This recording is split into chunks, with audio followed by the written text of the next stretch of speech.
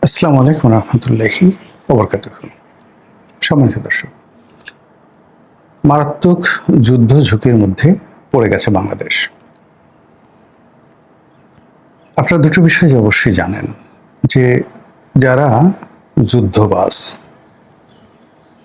তারা কোনো অবস্থাতেই যুদ্ধ ছাড়া টিকতে পারে না, যুদ্ধ তাদের লাগবেই। বর্তমান শতাব্দীতে যুদ্ধবাজ জাতি হিসেবে আমেরিকা, যুদ্ধবাজ রাষ্ট্র হিসেবে মার্কিনীরা বা মার্কিন যুক্তরাষ্ট্র যে কুখ্যাতি অর্জন করেছে, এটির সঙ্গে আসলে দীর্ঘমেয়াদে পৃথিবীর অন্য কোনো ফ্যাসিজম বা অন্য কোনো যাকে বলা হয় সাম্রাজ্যবাদী শক্তি, সেটা চেঙ্গিস খান হোক, হালাকু খান হোক, তৈমুর লং কিংবা ধরুন হিটলার, মানে তারা অতি অল্প সময়ের মধ্যে একটা যুদ্ধ করেছে, যতটা সম্ভব ক্ষয়ক্ষতি করেছে, তারপরে তারা শেষ হয়ে গেছে। কিন্তু সেই যে প্রথম মহাযুদ্ধ থেকে আজ অবধি তা প্রায় 100 বছর হলো। সেই 100 বছরের অধিক কাল সময় ধরে, 110 বছর, প্রথম মহাযুদ্ধ যদি আপনি ধরেন তার থেকে প্রায় 110 বছর। এই 110 বছর ধরে সারা দুনিয়াতে যে যুদ্ধের দামামা আমেরিকা বাজাচ্ছে,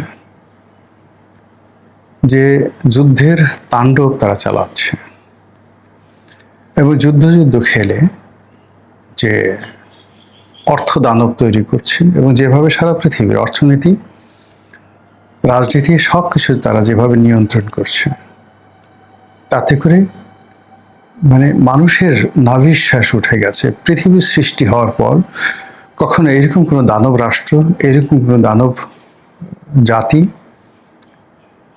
এবং এরকম বুভুক্ষ, সারাক্ষণ শুধু তাদেরকে খেতে দিতে হবে, ক্ষুধার যন্ত্রণা তারা কাতরাচ্ছে, এইরকম বুভুক্ষ জাতি, সর্বভোগ জাতি, সব খাবে তারা, কখনো পৃথিবীতে তৈরি হয়নি। ইতিহাসের একজন ছাত্র হিসেবে যতটুকু পড়েছি, যতটুকু জেনেছি, সবারই একটা লিমিটেশন ছিল। চেঙ্গিস খানের লিমিটেশন ছিল, হালাকু খানের লিমিটেশন ছিল, কিন্তু এটা এরকম একটা যন্ত্রর মতো একটা দানব তৈরি করে ফেলেছে আমেরিকা। এখানে কোনো ব্যক্তির উপর নির্ভর করে না, পুরো সিস্টেম, পুরো ব্যবস্থাপনা, রাষ্ট্রযন্ত্র তারা হাজার হাজার হিটলার, হাজার হাজার মুসলিনি, হাজার হাজার চেঙ্গিস খান তারা তৈরি করে চলেছে। তাদের এক একটা রাষ্ট্রদূত এই বর্তমান জামানাতে কখনো কখনো তাদের একজন পররাষ্ট্র মন্ত্রণালয়ের কর্মকর্তা, ডোনাল্ড ফ্লুয়ের মতো একজন কর্মকর্তা, কখনো কখনো তারা সেই চেঙ্গিস খানের চাইতে ভয়ঙ্কর হয়ে ওঠে। পাকিস্তানের মতো একটা রাষ্ট্রের রাষ্ট্র ক্ষমতা তছনছ করে দিল। ইমরান খানের মতো একজন জনপ্রিয়, বিশ্বনন্দিত সরকার প্রধান রাজনীতিবিদকে জেলে ঢুকানো হলো এবং তার জীবন শেষ করে দেয়া হলো। এই একজন রাষ্ট্রদূত শ্রীলঙ্কাকে পাল্টে দিল। এই একজন রাষ্ট্রদূত বাংলাদেশের সর্বনাশ ঘটালো। এই হলো একটা সিস্টেম। সেই সিস্টেমে সে ডোনাল্ড চলে গেছে, নতুন হয়তো কেউ এসছে, কিন্তু তার মন মানসিকতা, চিন্তা চেতনা কোনো অবস্থাতেই এই সিস্টেমের বাইরে যেতে পারছে না।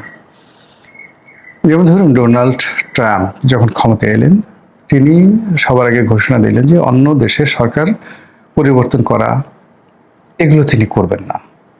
এগুলো তিনি অতীতে সরকার যেটা করেছে ভুল করেছেন, কিন্তু তিনি এখন সেই কাজই আসলে আগের চেয়ে আরো বেশিভাবে করছেন।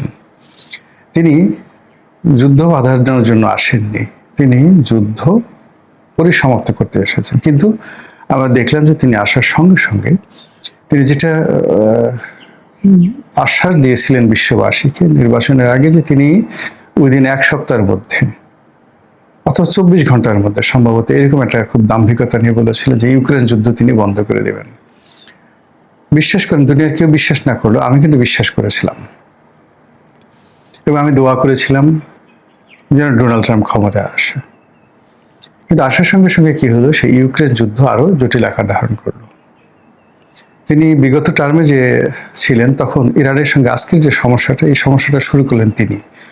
বারাক ওবামা অনেকটা শান্তিপূর্ণ পর্যায়ে সেটা নিয়ে এসেছিলেন। ওদের সঙ্গে একটা চুক্তি করেছিলেন, সেই চুক্তির বিনিময়ে তাদের টাকা পয়সাগুলো ছাড় দেওয়া হয়েছিল। কিন্তু এই জমানাতে এসে আমেরিকা পরপর দুইবার ইরানের সাথে যুদ্ধ করে এখন এমন পরিস্থিতি পড়েছে যে নিজের রাষ্ট্র রীতিমতো দেউলিয়া হওয়ার পর্যায়ে পৌঁছে গেছে। ইতিমধ্যে তাদের প্রায় $10 বিলিয়ন তারা ছাড় করে দিয়েছে, যে টাকা আটকানো ছিল সংযুক্ত আরব আমিরাতে। আর বাকি আমেরিকার অন্যান্য ব্যাংকে, ইউরোপে যে সমস্ত অর্থ ইরানের অর্থ রয়েছে সেগুলো প্রায় $24 বিলিয়ন।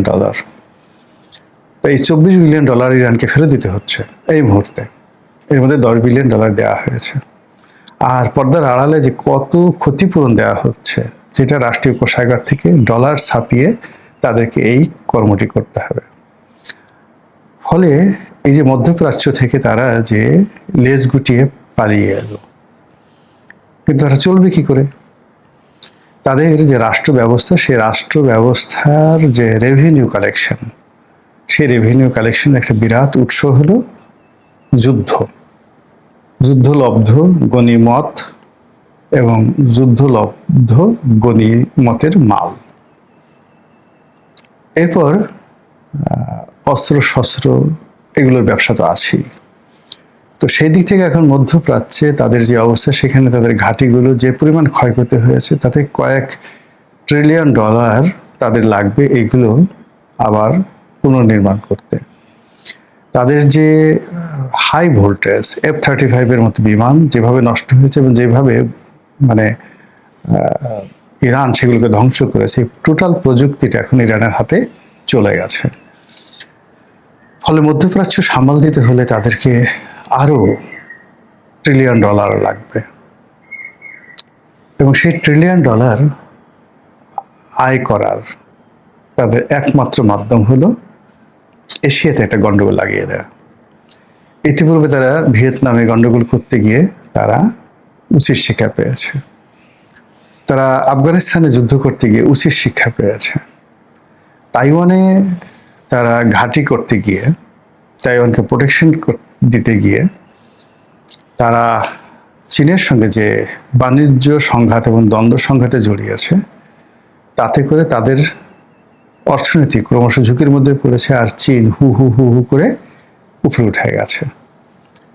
তো কাজেই সেই সকল এলাকাতে, অর্থাৎ ইন্দো চীন, মানে তারপর ফিলিপিন্স, ফরেস্ট বলতে যা বোঝায় যে সকল দেশগুলো বোঝায়, হংকং, সিঙ্গাপুর, তো এই সকল এলাকাতে আসলে তাদের আর নতুন করে কোনো কিছু করার নাই। তারা দুটো জায়গাতে দুষ্টুমি করবে বা করতে পারে। একটা হলো মালাক্কা প্রণালী। এই মালাক্কা প্রণালী ইন্দোনেশিয়া কেন্দ্রিক যে মালাক্কা প্রণালী, এখানে তারা দুষ্টামি করবে, আর বঙ্গোপসাগর কেন্দ্রিক তারা একটা দুষ্টামি করবে। তো সেই দুষ্টামির ফলে কি হলো যে এখানে এশিয়াতে ব্রিক্স অর্থাৎ মার্কিন ডলারকে মোকাবেলা করার জন্য চীন এবং রাশিয়ার নেতৃত্বে যে একটা অর্থনৈতিক গোষ্ঠী তৈরি হয়েছে under the name of BRICS, তো সেই ব্রিক্সের ধারণাকে ভেঙে দেওয়ার জন্য তাদের এই দুটো জায়গাতে যদি ঘাঁটি করতে হয়, প্রাথমিক স্তরে তাদের 1 নম্বর পছন্দের জায়গাটা হলো মায়ানমার। তো মায়ানমারে আলটিমেটলি তারা অনেক সর্বনাশ করে ফেলেছে। এখন সেই সর্বনাশের ফলে কি হলো, মায়ানমারে এই মুহূর্তে অন্তত 2 ডজন মানে 24টি পক্ষ রয়েছে, সশস্ত্র পক্ষ, যারা পরস্পরের সাথে যুদ্ধ করছে, কেন্দ্রীয় সরকারের সাথে যুদ্ধ করছে। এবং মায়ানমারের পরিস্থিতি সামাল দিতে গিয়ে চীনকে রীতিমতো হিমশিম খেতে যাচ্ছে। এবং তাদের সেই চক্রান্তের ফলে তারা যে বিভেদের বীজ মায়ানমারে বুনেছে, এর দায় থাইল্যান্ডকে শোধ করতে হচ্ছে। বহু সংখ্যক মায়ানমার অধিবাসী থাইল্যান্ডে আছে।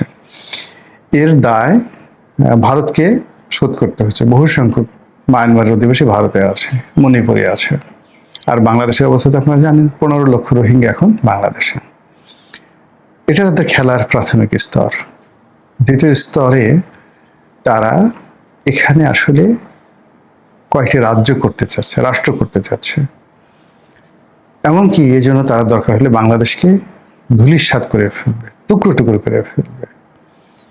আর এই কাজগুলো করে ভারত, বাংলাদেশ এবং ভারতের বিশেষ করে 7 সিস্টার, বাংলাদেশের 20 কোটি মানুষ, মায়ানমারের এই অঞ্চলে যদি ধরেন রোহিঙ্গা অঞ্চলে যদি আপনি ধরেন 2 কোটি মানুষ, চীনের আশেপাশে যে এলাকাতে সেখানে যদি ধরেন আরও প্রায় 20 কোটি মানুষ, সব মিলিয়ে প্রায় 100 ক্রোর, 100 কোটি মানুষকে টার্গেট করে তারা একটা যুদ্ধ বাণিজ্য তৈরি করার চেষ্টা করছে, যুদ্ধটাকে ভূতে জোগায়। এখন আলটিমেটলি বাংলাদেশের সঙ্গে তারা চুক্তি করে ফেলেছে আমেরিকান আর্মস অ্যান্ড অ্যামুনিশন আনতে হবে, আমেরিকান বিমান আনতে হবে, ইত্যাদি আরও অনেক কিছু। ফলে আমেরিকা যেভাবে এখন অবাধে বাংলাদেশের সীমানায় ঢুকে গেছে, যেভাবে সব কিছুর উপর নিয়ন্ত্রণ প্রতিষ্ঠা করতে চাচ্ছে, যেভাবে রাজনীতি নিয়ন্ত্রণ করে ফেলেছে, যেভাবে রাজনীতির বিভিন্ন জায়গাতে তারা পাপেট তৈরি করে ফেলেছে, আলটিমেটলি তারা অসংখ্য পাপেট তৈরি করে ফেলেছে। এর ফলশ্রুতিতে যদি খুব দ্রুত মায়ানমারের সহিংসতা বৃদ্ধি পেয়ে যায়, ভারতের 7 সিস্টারে যদি যাকে বলা হয় সংঘাত বেড়ে যায়, আর এই ভারতের 7 সিস্টারের যে সংঘাত এবং মায়ানমারের যে সংঘাত, এটা যদি জেনারেল হাবটা বাংলাদেশে হয়। এর আগে আপনি জানেন যে এই বাংলাদেশ নিয়ে চীন খুব খেলেছে। বিএনপির জমানাতে ওই যে 10 ট্রাক অস্ত্র মামলা, সেই 10 ট্রাক অস্ত্র মামলার যে মূল টার্গেট এটা ছিল চীন এবং ভারতের একটা রাজনৈতিক যাকে বলা হয় প্রতিযোগিতা, মারামারি, হানাহানি, কাটাকাটি।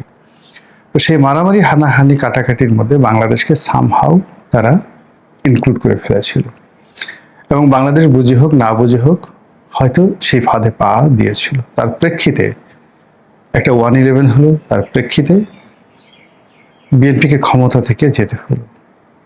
আবার এই আমেরিকার যে পলিসি, সেই পলিসির কারণে শেখ হাসিনাকে যেতে হলো, আওয়ামী লীগের মতো একটা দলকে বলতে গেলে এই দুরবস্থার মধ্যে পড়তে হলো এবং ডক্টর মোহাম্মদ ইউনূসের মতো একটা সরকারকে আমাদের মেনে নিতে হলো, আমাদের ঘাড়ের উপর চাপিয়ে দেওয়া হলো এবং সেই সরকার ব্যর্থ হওয়ার পরে আবার নতুন আরেকটি সরকার এলো। এই সরকার কতটা ভালো করবে মন্দ করবে দিস ডাজ নট ম্যাটার, এটা কোনো ম্যাটারই করে না। ম্যাটার করে যেটা, সেটা হলো যে এই সরকার কতদিন থাকবে, এই সরকার আমেরিকায় কতটা প্রিভিলেজ দেবে এবং এই সরকারের ঘাড়ে ভর করে আমেরিকা কি কি অপকর্ম করবে।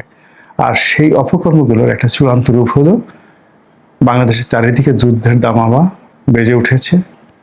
আর সেই যুদ্ধের দামামা যদি বাংলাদেশের মধ্যে ঢুকে যায়, তাহলে যে আমাদের কি হবে একমাত্র মহান আল্লাহ ছাড়া আর কেউ বলতে পারেন না। আসসালামু আলাইকুম রহমতুল্লাহি ওয়া বারাকাতুহু।